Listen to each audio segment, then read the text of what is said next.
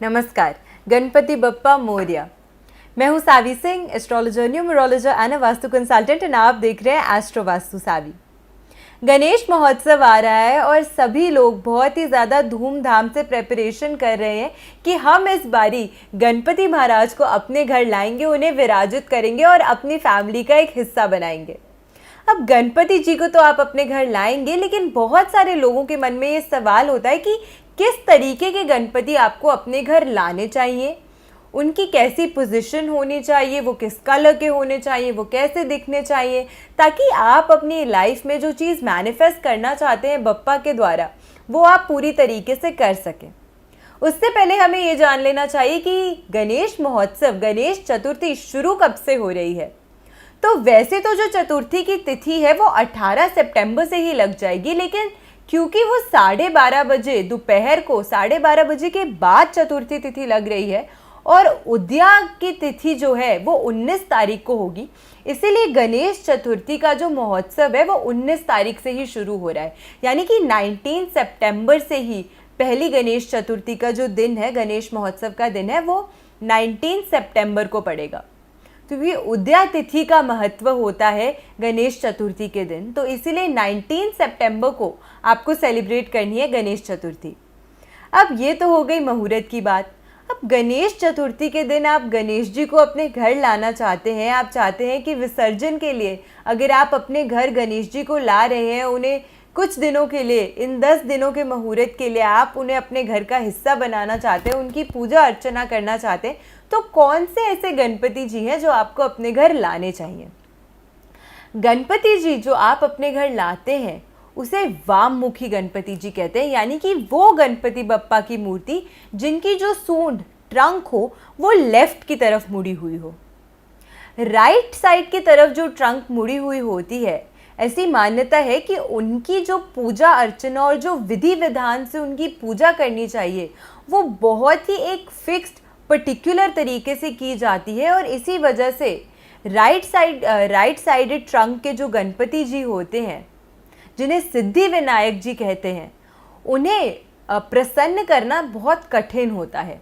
इसी वजह से अक्सर आपको मार्केट्स में भी राइट साइडेड ट्रंक वाले जो गणपति जी होंगे उनकी मूर्ति देखने को कम मिलेगी। घरों में अक्सर हम लोगों को यही सजेस्ट करते हैं कि आप हमेशा वाममुखी गणपति ही लाइए, यानी कि वही गणपति जी लाइए जिनकी मूर्ति की जो सूंड है वो लेफ्ट की तरफ हो। जैसे कि मैंने आपको बताया कि राइट साइडेड वाली जो ट्रंक होती है उन्हें प्रसन्न करना कठिन होता है, इसीलिए आपको वो जो गणपति हैं वो सिर्फ सिद्धि विनायक मंदिर में ही देखने को मिलेंगे, क्योंकि उनकी जो 2 बीवियां हैं, 2 वाइफ्स हैं उनकी, रिद्धि जी और सिद्धि जी, तो राइट साइड पे उनके हमेशा सिद्धि माँ को पाया जाता है, और इसी वजह से राइट साइडेड ट्रंक के जो गणपति जी होते हैं उनको सिद्धि विनायक के नाम से जाना जाता है। तो अगर आप अपने घर इस गणेश महोत्सव गणपति जी लाना चाहते हैं, गणपति बप्पा को अपने परिवार का हिस्सा बनाना चाहते हैं, तो उसके लिए आपको हमेशा वाममुखी गणपति जी ही चुनने चाहिए। दूसरी बात हम ये करेंगे कि किस पोजीशन के गणपति जी आपको लाने चाहिए, क्योंकि मार्केट में इतने सारे पोस्चर्स के, इतनी सारी पोजीशंस के गणपति जी अवेलेबल होते हैं। हम अक्सर वो गणपति जी ले लेते हैं जो हमारी आंखों को भाए, जो हमें सुंदर लगे, जो हमें स्वीट लगे। सबसे पहले हम यही देखते हैं कि जब भी हम कोई मूर्ति अपने घर लाएं तो उनका जो चेहरा हो वो मुस्कुराता हुआ हो, वो प्रसन्न हो।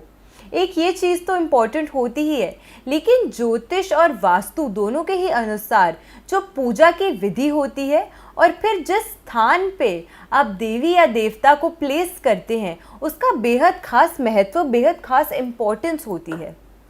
तो इसीलिए अगर आप अपने घर पे गणपति बप्पा ला रहे हैं तो सबसे उत्तम होती है ऐसी मूर्ति लाना जो बैठी हुई हो।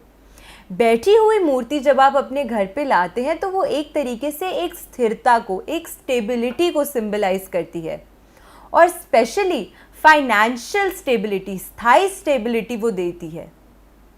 तो इसी वजह से अगर फाइनेंशियल डिस्ट्रेस आपकी फैमिली में हमेशा रहता है, आपको लगता है कि पैसा आता है पर टिकता नहीं है, बहुत जल्दी खर्च हो जाता है, तो ऐसे में तो स्पेशली आपको बैठे हुए गणपति जी की ही मूर्ति लानी चाहिए अपने घर पे। यही सबसे ज़्यादा उत्तम, यही सबसे ज़्यादा प्रॉस्पेरस माना जाता है। दूसरी चीज़ जो आपको नहीं करनी है, जो गणपति जी की मूर्ति आपको नहीं लानी है अपने घर पे, वो है ऐसे गणपति जी जो नृत्य कर रहे हो, यानी कि डांसिंग करते हुए, नृत्य करते हुए इस फॉर्मेशन में जो गणपति जी हो, वो मूर्ति आपको कभी अपने घर पे रखनी भी नहीं चाहिए और वो मूर्ति आपको कभी किसी को गिफ्ट भी नहीं करनी चाहिए। ऐसा माना जाता है कि अगर ऐसी मूर्ति को आप अपने घर में लाते हैं या फिर अगर आप इसे किसी को भेंट करते हैं, एज अ गिफ्ट प्रेजेंट करते हैं, तो ऐसे में आपके लाइफ में हमेशा कलह कलेश बना रहता है। किसी ना किसी चीज़ की वजह से हमेशा छोटी मोटी वजहों से फाइट्स होती रहेंगी। एक उथल पुथल का जो माहौल होता है वो हमेशा बना रहता है। इसीलिए कभी भी आपको ऐसे गणपति जी जो डांस कर रहे हो उनको अपने घर पे नहीं विराजित करना है और ना ही उसे किसी को गिफ्ट देना है। अगर आप अपने घर गणपति जी लाना चाहते हैं तो आपको ऐसे ही गणपति जी लाने चाहिए जो बैठे हुए पोजीशन में हो। अब कलर पे बहुत लोग ध्यान देते हैं कि हम किस कलर के गणपति जी लाएं, कलरफुल गणपति जी लाएं, वाइट मार्बल के गणपति जी लाएं। तो वाइट मार्बल के जो गणपति जी होते हैं वो एक तरीके से पीस को दर्शाते हैं, सैंक्टिटी को दर्शाते हैं। लेकिन मैं आपको यही सजेस्ट करूंगी, क्योंकि आप सिर्फ पीस नहीं बट साथ में अपनी लाइफ में हैप्पीनेस, प्रॉस्पेरिटी, ग्रोथ भी चाहते हैं, इसीलिए आपको वर्मिलियन कलर के जो कलरफुल होते हैं, स्किन कलर के जो गणपति जी होते हैं, उनकी मूर्ति आपको अपने घर पे लानी चाहिए। ये लाना सबसे ज़्यादा उत्तम माना जाता है। अब वास्तु अनुसार भी हम बात करेंगे कि अगर आप अपने घर पे गणपति बप्पा की मूर्ति लाए हैं तो आपको उनको कहाँ पे प्लेस करना चाहिए। हमारे घर का जो नॉर्थ ईस्ट डायरेक्शन होता है, यानी कि पूर्वोत्तर दिशा, ईशान कोण भी जिसे कहते हैं, वो दिशा जो नॉर्थ यानी कि उत्तर दिशा और पूर्व ईस्ट दिशा के बीच का सेंटर पॉइंट होती है, उसे ईशान कोण कहते हैं। ये जो हिस्सा होता है घर का, ये सबसे ज़्यादा ऑस्पिशियस और सबसे ज़्यादा अच्छा हिस्सा होता है किसी भी मंदिर की स्थापना करने के लिए या वहाँ पे भगवान के आइडल को प्लेस करने के लिए। तो अगर आप अपने घर पे गणपति जी को ला रहे हैं तो इस स्थान पे अगर आप उन्हें प्लेस करते हैं तो वो बेहद अच्छा होगा, बहुत ही ज़्यादा उत्तम माना जाता है। दूसरी चीज़ जो आप कर सकते हैं, अगर आपको लगता है कि नॉर्थ ईस्ट डायरेक्शन जो है आपके घर की वो फीजिबल नहीं है गणपति बप्पा को प्लेस करने के लिए, क्योंकि वहाँ की जो कंस्ट्रक्शन है वो अलाउ नहीं करती वहाँ पे भगवान जी के आइडल को प्लेस करना, तो अल्टरनेटिवली आप नॉर्थ यानी कि उत्तर की वॉल पे या फिर ईस्ट यानी कि पूर्व के वॉल पे, इन दोनों में से किसी भी जगह उनको प्लेस कर सकते हैं। हाँ, आपको ध्यान यही रखना है कि जब आप उनको देखें तो आपका मुंह ईस्ट की तरफ या नॉर्थ की तरफ हो, आपका मुंह साउथ या वेस्ट नहीं होना चाहिए जब आप पूजा करें। तो जब आप उनके सामने बैठ के उनकी पूजा करें तो अगर आपका मुंह ईस्ट की तरफ हो, आपका मुख ईस्ट की तरफ हो, तो ये सबसे ज़्यादा उत्तम है। ऑल्टरनेटिवली अगर आपका फेस नॉर्थ हो तो भी ठीक है।